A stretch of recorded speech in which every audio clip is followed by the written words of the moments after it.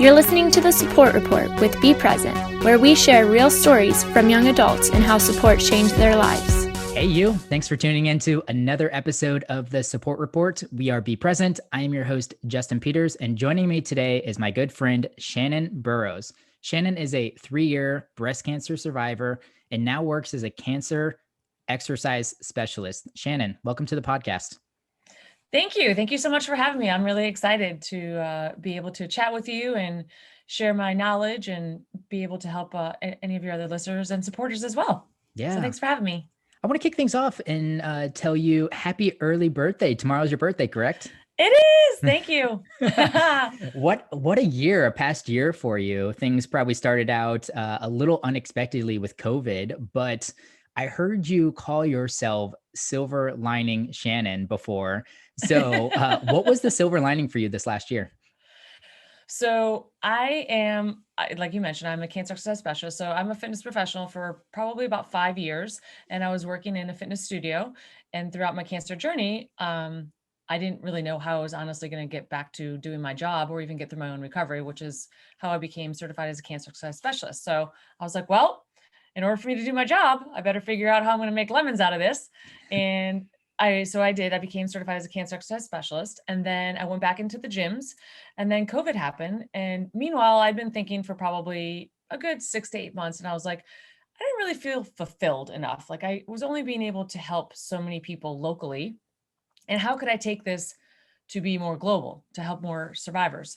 So it allowed me to basically pivot to go online and do just what everybody did and hop on Zooms. And I learned how to create a website and landing pages and created an online program to still be able to help the masses for cancer survivors. So that was really exciting because I learned a lot. And if it wasn't for the breast cancer and it wasn't for COVID, like I wouldn't be where I am now, sitting here talking to you and also being able to help so many other survivors. So yeah. I really do like how COVID normalized the Zoom setting as well. We can do so much more, both on a global reach and also just a time efficiency piece to it as well, when we can jump in and out of meetings literally within 5 minutes versus having to drive somewhere and then drive to another place. So I really enjoyed that piece. And we're going to jump into, or we're going to talk a little bit about the cancer exercise specialist portion of it. But let's first talk about your cancer journey.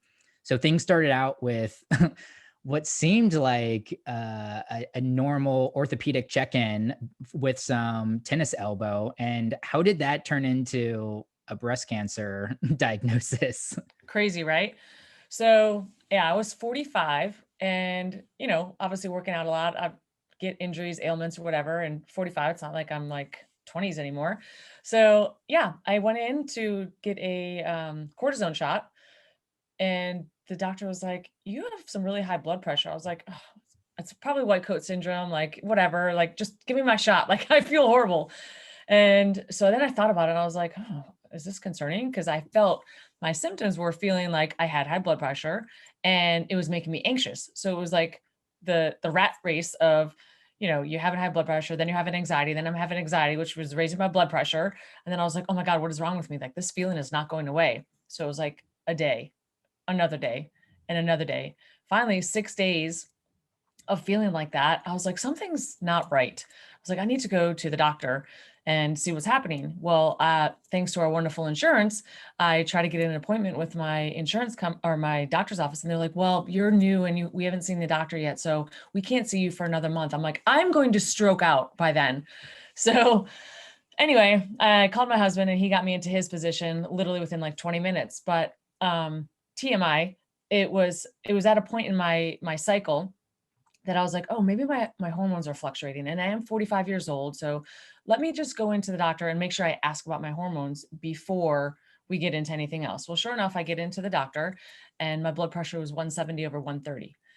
He put me on the EKG table. Everything was fine and perfect. I was like, oh my God, I'm going to die. Like this is it. I'm going to die right now. I'm going to stroke out. Like what is happening? And he was like, well, I'm going to put you on a blood pressure and anxiety medication. I was like, nope, you're actually not going to do that. Let's get to the root of the problem. And I firmly believe that about a lot of things, whether it's cancer or any other chronic diseases, that you really need to get to the root of the problem rather than mask it with medication. And no fault on the doctors. That's what they go to school for, right? They, what's the problem? Here's a solution with this pill or whatever. So I said, well, listen, I understand that you want to give me medication, but I'm not going to do that. So let's figure out what the root of the problem is. And I want you to test my hormones because I kind of, I was so in tune with my body. Like I knew like something was just off. And I say that because I feel like it's really important that you are in tune with your body, man or woman, adult, child, whatever. You have to be in tune with your body so you can recognize and be your own advocate for that. So he went ahead and did everything that needed to be done. And he said, well, in order for me to test your hormones, I need to do your woman's wellness exam. I said, okay. And I said, well, that's fine because my OBGYN just died of brain cancer last month. So let's do this, like, get me better.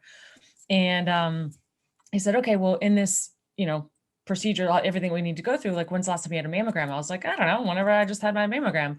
Well, I only missed 1 year. So he had me go for my mammogram, and that's when everything started. And it went to the radio silent to, okay, we're good. And then the next was, we're going to need you to come back in for, a different one. Okay, fine, do that. And then it was we're going to need you to have it. And I am like I said to you, like, I'm that friend, like the bull in the China shop, where like, so what's going on? Like, I just like, why are you so quiet? And anyway, so she's like, have a seat in the waiting room. And for me, I was like, I just knew something was wrong at that point, because the last time someone said that to me, it was when I went for my ultrasound for my pregnancy. And that's when I found out I lost my daughter's twin. So those words of like, have a seat in the waiting room are not my friend. So at that point, I like mentally prepared and was like, okay, like something's, maybe they just need to check something a little bit further. Well, then sure enough, the radiologist comes out and he's like, well, we're suspecting it's this, but we want to do an MRI. And me, I'm like, okay, like there's a problem. What's the solution? Let's go. And he's like, you don't want to finish, hearing what I have to say? I was like, you can, but I just want to know what my next step is. And it was basically to, contact my doctor. Yeah. So my one trip for a cortisone shot got me into, so it was, again, silver lining, blessing in disguise. Thank God I got that tennis elbow. Yeah, no joke. So, I think it was maybe a week or so later, after all the tests had been taken, you were in the car with your brother, and that's when you got the phone call, correct? Yep. July 13th, 2017. I'll never forget it.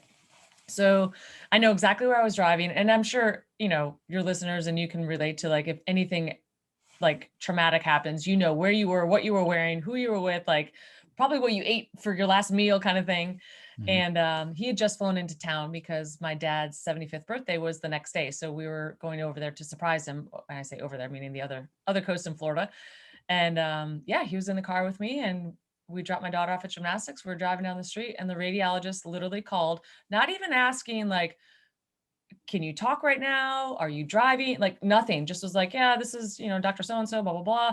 Have the results for your biopsy, and you tested positive for breast cancer. I was like, I'm sorry, what? I'm sorry, what? And my brother looks at me and he was like, what? I was like, can you get like a notepad and pen? Like, I'm going to need you to write information down while I'm driving and trying to process this. And I remember hanging up the phone, and he says to me, he was like, so this is how they tell you in Florida that you have breast cancer? I was like, listen, I am new to this. I have no idea, but apparently. Yeah. That is wild. So you said July 13th, whenever you heard that diagnosis, and over the next few months, I think there was some planning, and then you eventually went into surgery sometime in the fall. Is that correct? Yeah. September 22nd. I had my double mastectomy, but up until then, so blessing and a curse is I had a friend who had 2 types of breast cancer and actually worked for my general surgeon at one point. And so she was like, listen, I have this perfect team, of doctors that you should go to. They'll be great. Like similar personalities of just like efficient, like, let's go. And I was like, okay. Like, had I known that I should have interviewed the doctors first and, knew that I had options. And again, that's why I try to be an advocate and tell people, like, listen, you are the conductor of your own journey. Like, do not be afraid to fire anybody. So yeah, so I had my tests, met with my oncologist. He was like, you should just, based on your biopsy, you should just go ahead and do a lumpectomy, radiation, and tamoxifen. And I was like, nope, not going to put that in my body. And why would I just get a lumpectomy when I could be at risk for it to come back again? Well, thankfully, my general surgeon was up to date on a lot of things. And he was like, listen, there's this test out there called an Oncotype test. And he said, you're a candidate for it. And I think that it would be great if you wanted to do this, it might help you make your decision. So the Oncotype test, for those of you that don't know, is where it gives you your rate of reoccurrence. So they take the biopsy and they test it to see what your rate of recurrence was. Well, mine came back really high at 56 on a scale of 0 to 100.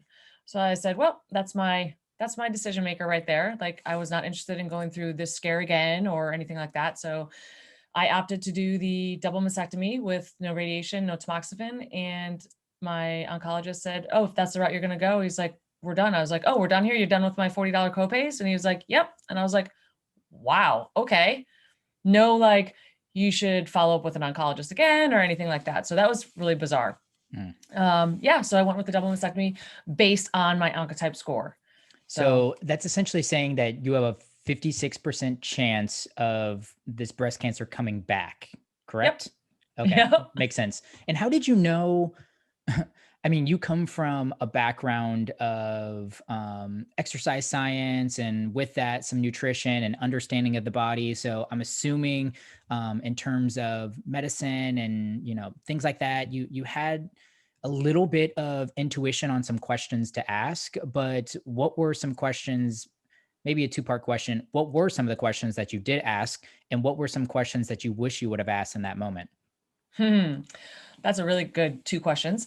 I actually wrote a 32-page ebook, PDF download, whatever you want to call it, based on that, because there are questions you should ask when you're diagnosed, if you're going through treatment, the different types of surgeries and all of that. So for me, I'll go back to what my first statement was. I wish I had gone with my doctor's recommendation, my general surgeon, for the plastic surgeon that I should have gone with, because that's who I now ended up with.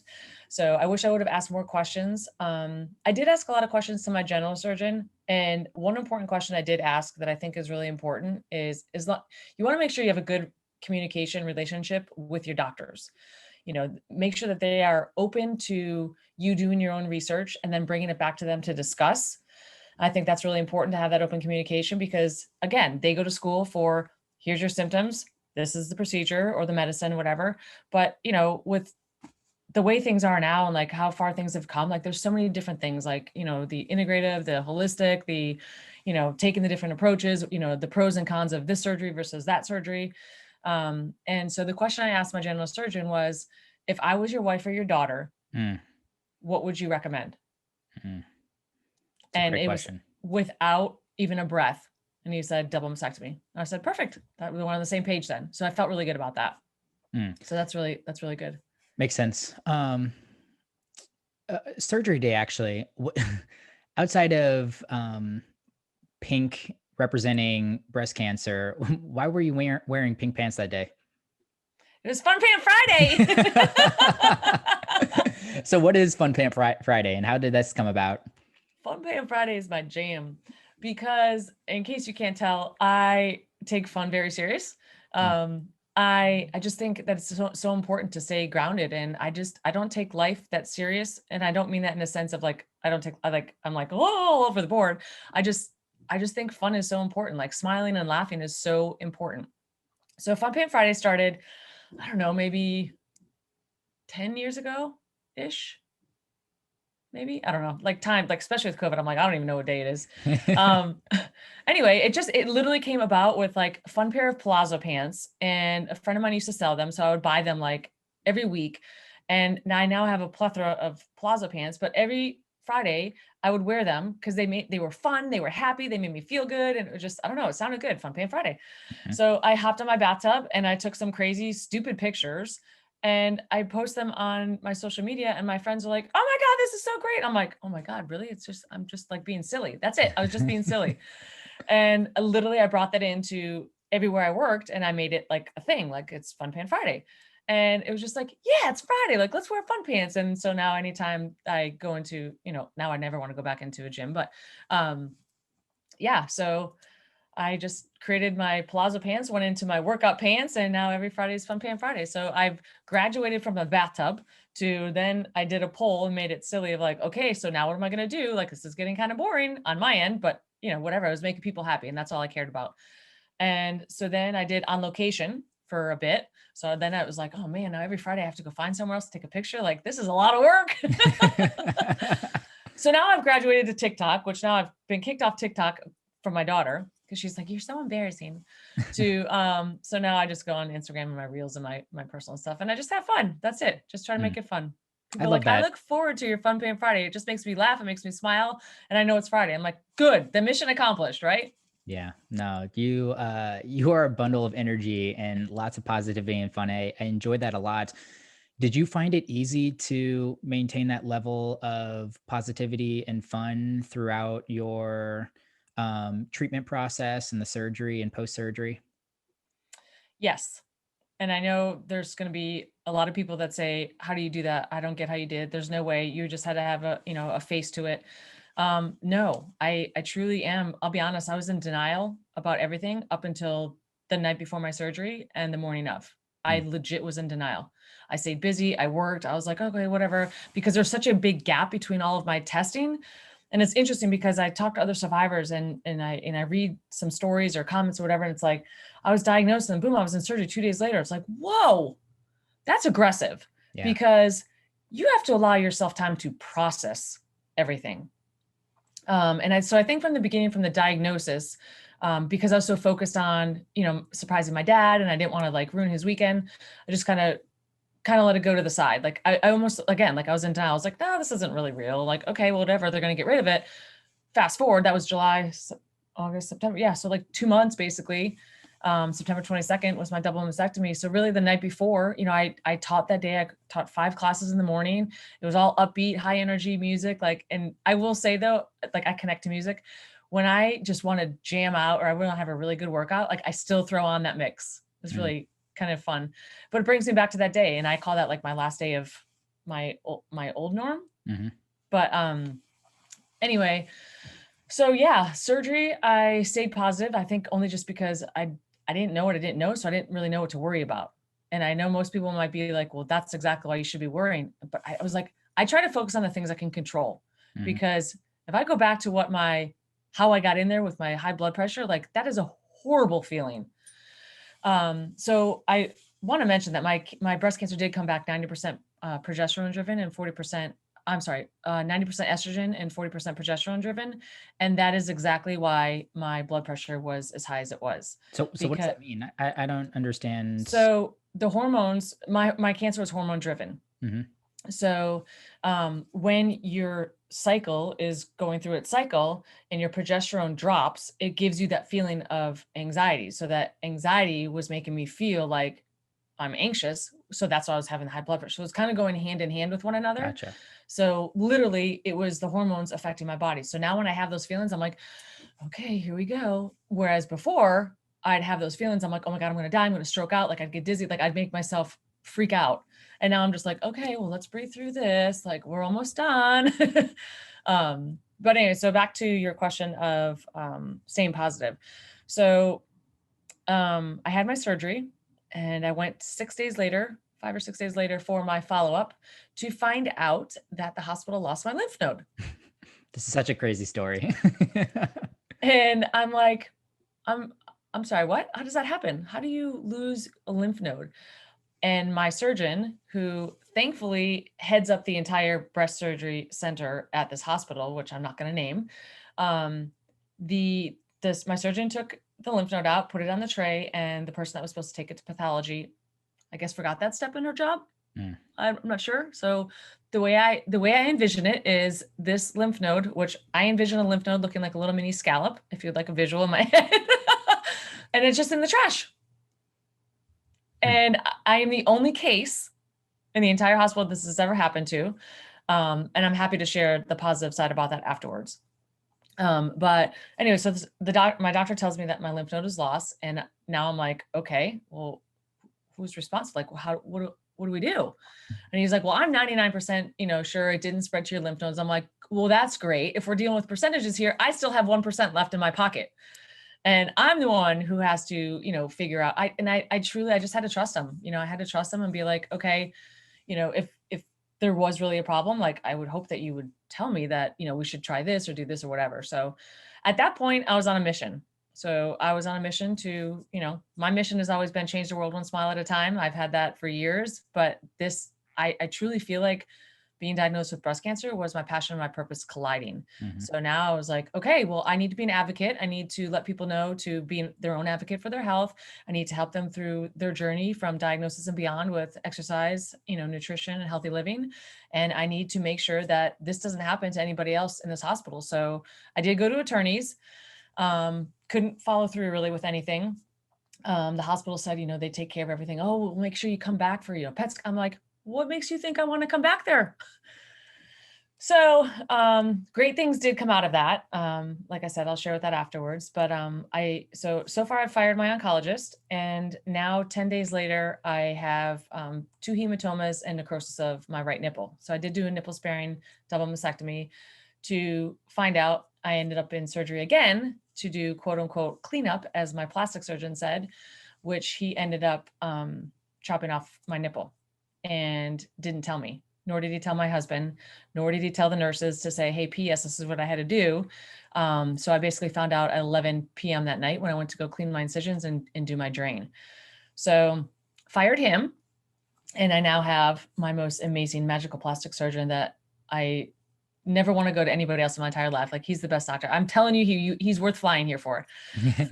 But yeah, so that's how I stay positive, because I feel like, I'm on a mission, and I just want to make sure that, I don't want other survivors, whether it's breast, colon, pancreatic, whatever type of cancer. Like, I just want you to know that you have to be your own advocate, and mindset is first and foremost the most important thing that you can take control over. And it's your own mindset. Yeah. So you have to focus on that, because that sets the foundation for everything else in life.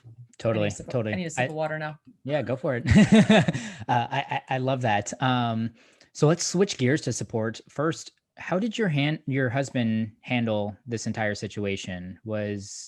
Did he was he the partner that you expected to be during this, or was there some room for growth while you guys went along in this journey? Is he going to be listening to this? I'll ask more bluntly then. I've heard that your husband struggled to relate to your situation. So what did and I'm assuming, and what I've heard from previous guests on the show too, a lot of significant others struggle in this situation. It is so hard to understand and put yourself in someone's shoe if you haven't gone through that situation. So what did you and your husband learn through this process that could potentially help other significant others that are listening in right now? Well, there's quite a few things. So we are polar opposites. Clearly, I am a little bit more vocal and high energy, whereas he is a little bit more sit back, analyze, assess, think for days, and then make a decision. And I'm like 3, 2, 1, go. So I think it was really hard for him to process. I think he didn't really understand what exactly was going on. Obviously, he supported me 100% of whatever my decisions were. It was my body. He agreed, with my decisions, which was great. The real struggle came afterwards. Let me back up for a second. And I think it's also really hard to be that type of supportive person that I think I thought I needed or wanted when you're that strong. So when you are mother hen who takes care of everything, controls everything, who's down and out, I think for somebody like that, it's like, oh crap, like, now what do I do? Like, I don't know what to do. Like, she's usually in charge of everything. And always, even coming out of surgery, I'm like, no, I got this, when I really didn't. Mhm. Because, you can't get dishes out of the cabinets and things like that. Thankfully I had family come in and help me. And I did get really resentful at one point because he was always going to work. And I was like, I'm here. Like, hello, you need to be sitting here with me. And he was like, and in his mind, him going to work was still helping because he needed to provide for the family. Sure. So that was his rationale and his thought process of, he was thankful for my family being here so he could still go provide for the family. So when he presented it to me that way, because again, like I said, I was very resentful for quite some time. I mean, to the point where like you couldn't even, vacuum the floor. I had a friend come over and vacuum the floor, but it wasn't his responsibility to take care of everything, because friends and loved ones always want to help. And I think it's important for survivors, families, and whatnot to realize that people really, truly just do want to help. So I say make a list of all the things that you normally do, household, driving your kids, whatever. And then when people say, what can I do to help you? Be like, here's a list. That's it. I put that in my download also of like, what are the things that you normally need? Those are the things that people want to help with, and it's funny because everyone wants to help right then and there. Like, like the right after, or, it's the same thing with the death, everyone wants to be the right then and there. It's like, but it's when everything else stops and everyone else is gone. So I would just say, honestly, in talking to my husband afterwards, he has mentioned to me that it would be really nice to have a support group for spouses. Yeah. Because it's always the survivor, the patient, that's always getting asked, how are you? How are you? And it's the caregivers and the loved ones that kind of get left out, and no one really asks like, how are you? Yeah. So I think that's really important. That is a really interesting thought, something that we often think about here at Be Present as well. We're really supporting supporters so that they can continue to support their loved ones that are going through the situations that they're going through. And it's a challenge. It really is. Thankfully, I haven't been thrust into the situation where I would have to step up, but I can only imagine especially before all the conversations I've had here, I probably would have been a lot like your husband. I'm very analytical, slow thinking in that sense. I would have went straight to rationale. I would have been like, I need to go make money, support the family, make sure everything's going on there. Seems like the household's taken care of by friends and family. Cool, awesome. And I could see myself literally falling into the exact same footsteps as your husband did. So, I will give him the benefit of the doubt, even if he is listening. Then, and you mentioned a lot about being your own advocate, which is important as well. Asking for help, I think, is a thread line that I hear on this show often. Being capable and okay with asking for help is important. But I think the real beauty comes in your cancer journey. You meet new people, or people show up in a different way than you didn't expect. And there was a couple people in your life that showed up that really supported you along in this journey. So I'm going to give you 3 names. You can pick one of those names. And how about you give me the story, how you guys met, and anything else you'd like to share about these people. So the first one is your breastie, Lisa. I think she is interesting. I want to learn more about her. There's Rhea Lewis, which I think is an interesting person. And then this country singing surgeon, which I think you alluded to earlier. So you choose one of them and tell us who they are and how they supported you throughout your journey. All right, I'll start with Lisa because she was kind of at the beginning of my journey. So Lisa, I like to call my gals my breasties. And some people might get offended by that, but it's kind of just like our little name that we use. And I met her in the lobby of coming outside of our plastic surgeon. Well, before you go in for double mastectomy, you get marked up. And I like to say you get marked up like a baseball. So I had just come from a post-op appointment, and I was staying at the elevator, which this elevator took like 3 days to come up. And I remember her like just coming out, just having that look on her face of like, just petrified. And nobody's a stranger to me. Like clearly I'll talk to anybody. So I look over at her and I see she's all marked up, and I was like, oh, you having a double mastectomy tomorrow? And she was like, no, it's actually in 2 days. And I was like, you're going to be okay. I'm like, who's your doctor? Well, it was Dr. Vineyard, who was my new plastic surgeon that I had switched over to. And I was like, oh my God, you're in the best hands. Like you're going to be, you'll be fine, blah, blah, blah. And so we just sat there talking, waiting for this elevator, took the elevator down, went outside for literally like an hour and a half. And to this day, we're still friends. And so she felt a little more comfortable because it was like talking to somebody who had just been through it. Like I think I was like maybe 2 weeks post-op or something like that. And anyway, so yeah, we met just from that, literally from just acknowledging her and just letting her know that everything's going to be okay, and being able to tell her what to expect. Like kind of, she had the same diagnosis that I did. And so I just kind of gave her a heads up because it's kind of that fear of the unknown, right? So it made her feel a little bit more at ease. So this formed this group that you call the Breasties. How big is the group, and is it all breast cancer survivors or people currently going through breast cancer? Yes. Pretty much anyone that comes into my world that I wrap my arms around and they come and hang out with me, they're my breasties. But I do have a separate Facebook group, the Breast Cancer Health and Wellness group. And it's, it's fun. It's intimate. I want everyone to feel like they have somebody else that they can getting diagnosed with cancer like strips you of everything. Like, let's be real, like it sucks, right? But I want other survivors to realize like there's more to you than just breast cancer. Like let's get down to you, like you, your personality, who you are, and like let's focus on that and know that we're here to support you on the other part of your life, which is the breast cancer side. So yeah, so those are my little breasties.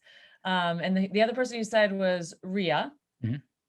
She was a spectacular individual, still is to this day.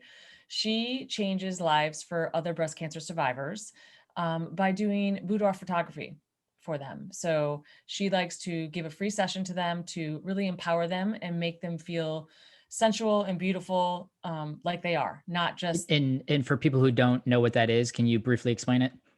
Yes. Okay. So boudoir photography is where you can be in lingerie, or you can just be, it's just a photography session that just makes you feel sensual and beautiful about yourself.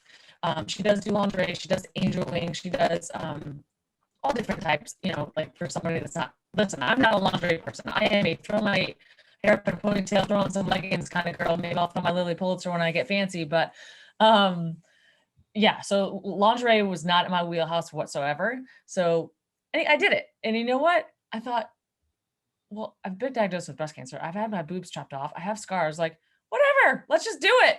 So I did. And it was very empowering. And I highly recommend anybody that, gets diagnosed, I definitely, send them over to her, just so they can feel that same amazing feeling that she gives you when you walk into her studio. So that was really cool. She empowered me, and I help her empower other survivors as well. So it's a really good joint venture that, and that's what I love about this journey is all the people that you meet.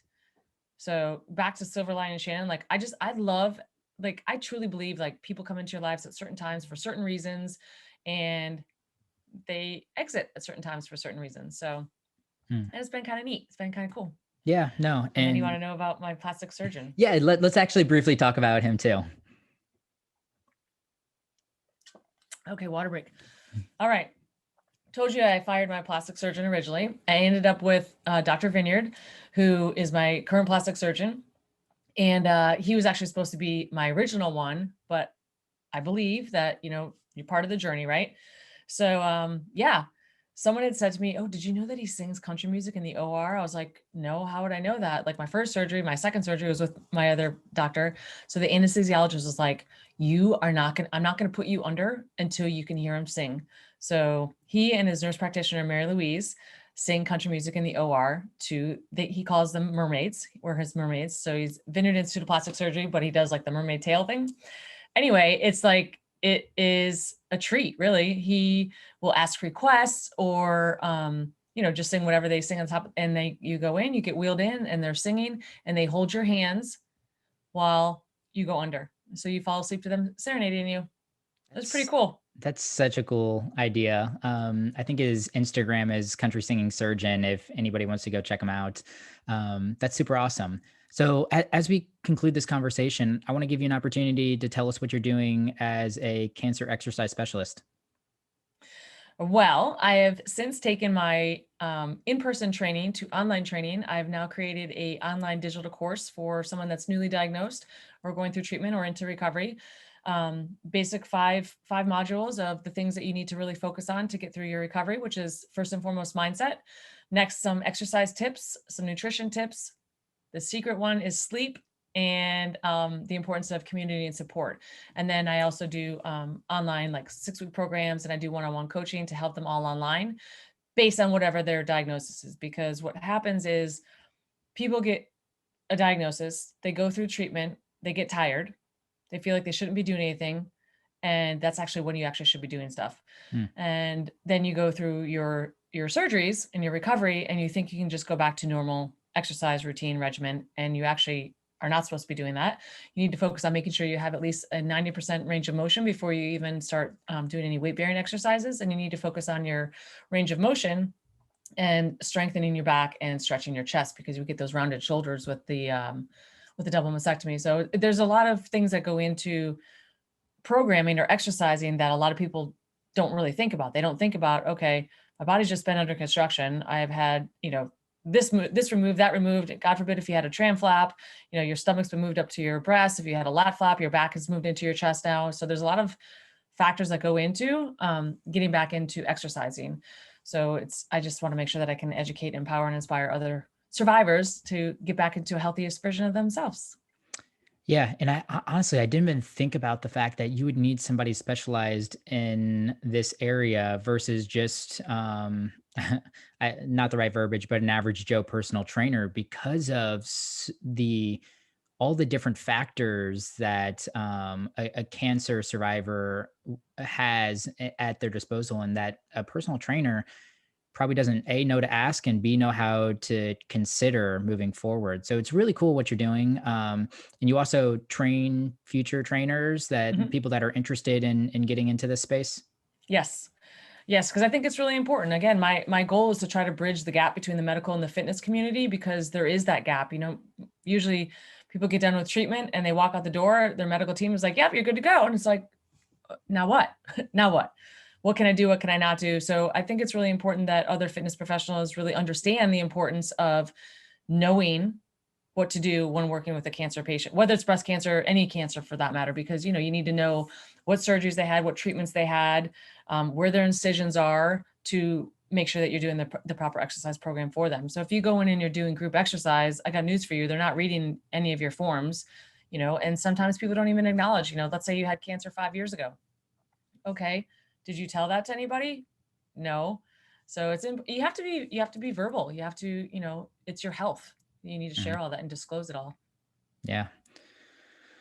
Yeah, Shannon, this has been an awesome conversation. So, if people want to connect with you, learn more about you, they can go to your website, shannonburrows.com. That's Burrows. If they're looking for an easy link, they can just go into the show notes. Through your website, they can book a free consultation. You have a link to your private Facebook group that you mentioned earlier.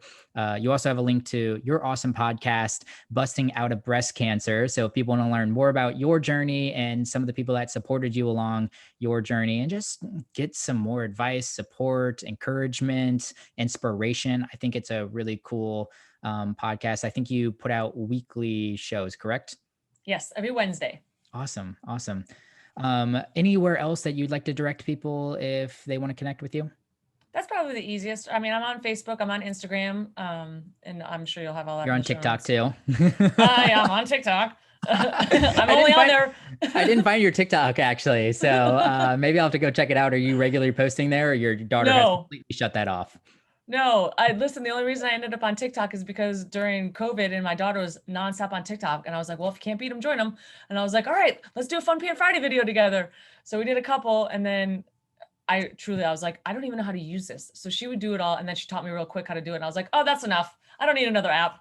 So, Yeah. but yeah. It's complicated to post on there and whatnot. There's so many additional steps. So yeah, I'm not super active on there, but my girlfriend is quite active on TikTok. So she helps me if I want to post anything. So I'm cool, just a good Shannon. stalker and stroller. Yeah. Well, my final question to you, through your experience, your cancer journey, what does great support look like? Open communication, number one. And I'm a firm believer in the 5 love languages. So I really feel that if you can ask the person that you're trying to help, what is the best way they receive, then that's what you go with. Someone might be acts of service, someone might be gifts, someone might be, quality time. I feel like that is truly the best way to start to be able to help someone is, find out what their acts of service are, because you're serving them. You're not doing it for you. Yeah. That's awesome. Well, Shannon, it's been a pleasure. Thanks for coming on the show, sharing your journey. Looking forward to continuing our relationship and, following along in where you go with life. Thank you so much for having me. I totally appreciate spending time chatting with you. I had fun. I love Be Present. I think it's amazing. Everything that, you guys are trying to do. Like I spoke with the founder, and I'm trying to help bridge that gap as well. So I'm happy to share anything I can about Be Present. So thank you so much for having me. Awesome.